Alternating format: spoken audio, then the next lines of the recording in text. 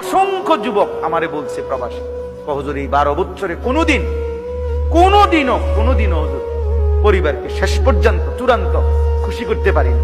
মাও নারাজ, বাপও নারাজ, বউ বাচ্চাও নারাজ। 5,000 টাকা দিলে কয়তে একটা বিদেশ করে তে বুঝি, তারাতে কেমনে 5,000 টাকা দিত, তে বুঝি পারল না 10,000 টাকা দিত। কথা বুঝেন নাই? অর্থাৎ সবাই মনে করে তে আরো দিত। মাও নারাজ, বাপও নারাজ, পুতো নারাজ, জিও নারাজ, বউ নারাজ। এই হলো প্রবাসীর জীবন। প্রবাসী এই এক প্রবাসী আমারে বলতেছে এইবার, এই তো আমার জড়ায়, হুজুর আমরা কিচ্ছু নাই, আমার লাগে একটু দোয়া করে। আমগো কিচ্ছু নাই হুজুর। আমি কই না ভাই আছে, আল্লাহ যারা আছে সবাই। হে না, হে কান্দে আর কয় হুজুর না আমার কিচ্ছু নাই হুজুর। আমি সারাটা জীবন দিয়ে যাইতেছি, কেউ খুশি হয় না। আরো দিলে ভালো হইতো, আরো দিলে ভালো হইতো।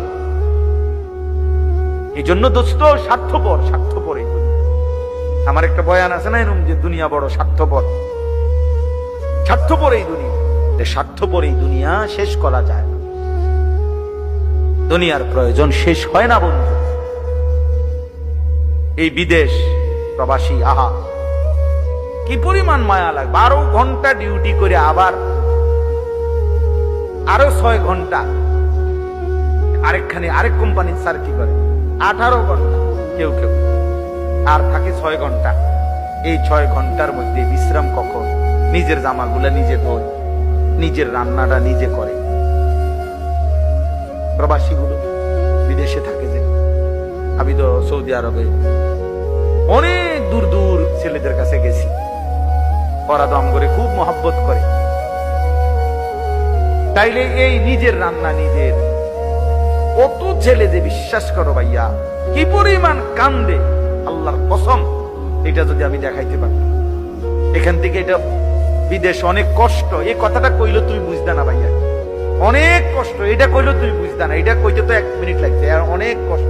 বাস্তবতা হলো তার চাইতে অনেক বেশি কষ্ট।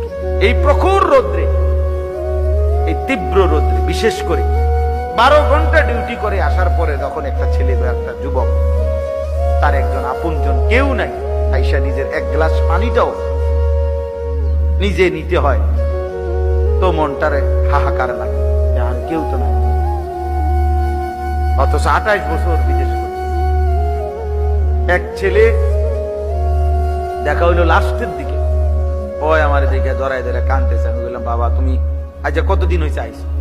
কয় হুজুর 3 বছর। এই শেষ আমার যে ছেলেটা খেজুর আইনা দিছে মদিনায়, ও ছেলেটা